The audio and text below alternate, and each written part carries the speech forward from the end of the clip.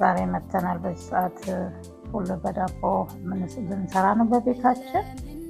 የጋለ ብረት ድስት አዘጋጅቻለሁ። የተከተፈ ሽንኩርት አዘጋጅቻለሁ።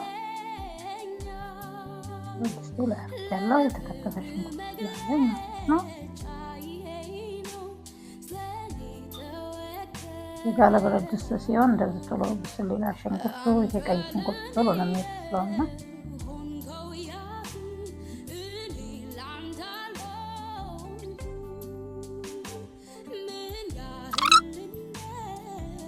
ዘይታችን እናደርጋለን ማለት ነው። የምንፈልገውን ያህል መጠን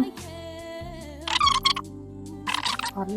ቲማቲም አለን አብረን ፍት እናደርገዋለን። ቲማቲም እና ሽንኩርቱን አብረን የምናበስለው እንዲበስልልን ማለት ነው። ቲማቲም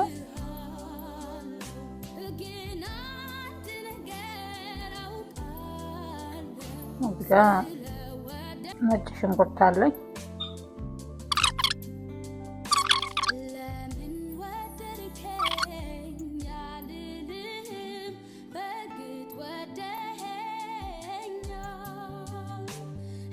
እዚህ ጋር በርበሬ አዘጋጅቻለሁ። ቲማቲማችን በስሏል። አንድ ላይ እናሻለን። በርበሬና ቲማቲም ሽንኩርቱን አንድ ላይ አድርገን ማለት ነው።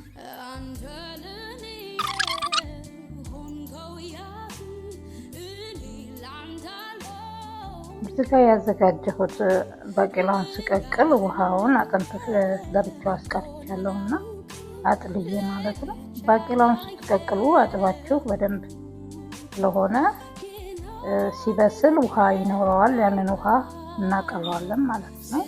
ከዛ ጠብ እያደረግን እናቁላለዋለን።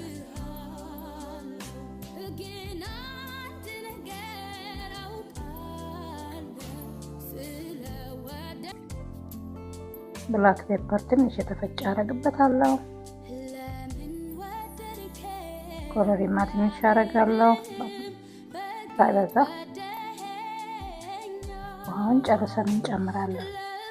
ውሃው መቅረት የለበትም። ያጠለል ነው ከራሱ ላይ ስለሆነ የራሱ ውሃ ስለሆነ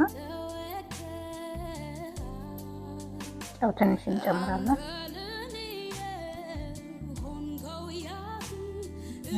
እንዴት እየተከተከ እንዳለ በጣም በስሏል ሁሉ። እዚህ ጋር ያዘጋጀሁት ባቄላ አለኝ። የተቀቀለው ባቄላ እንደዚህ ጋር ፈረስ እናደርገዋለን በሆነ ነገር እንቁላል መንከም የሆነ ከበድ ባለ ነገር ፈረስ እናደርገዋለን። በዚህ መልክ ይሆናል ማለት ነው። ከዛ ላው ላይ አብረን እናሻለን። ያቁላላ ነው ላይ ሽንኩርታችን ላይ ቲማቲማችን ላይ ቆንጆ ሆኗል። እሱን አንድ ላይ አድርገን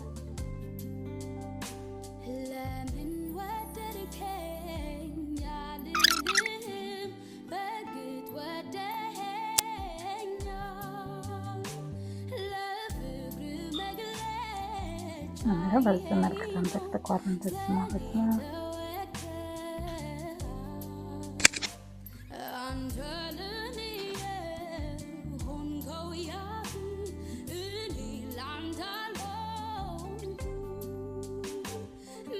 ያው እንደዚህ መልኩ ደርሷል።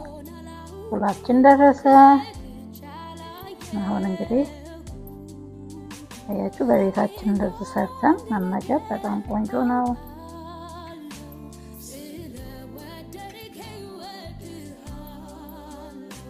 እዛች ዳቦ አለኝ። መልክ ደርሷል። እንግዲህ ልቀምስ ነው። በቤታችን እንደዚህ እየሰራን እንመገብ። በጣም ቆንጆ ነው።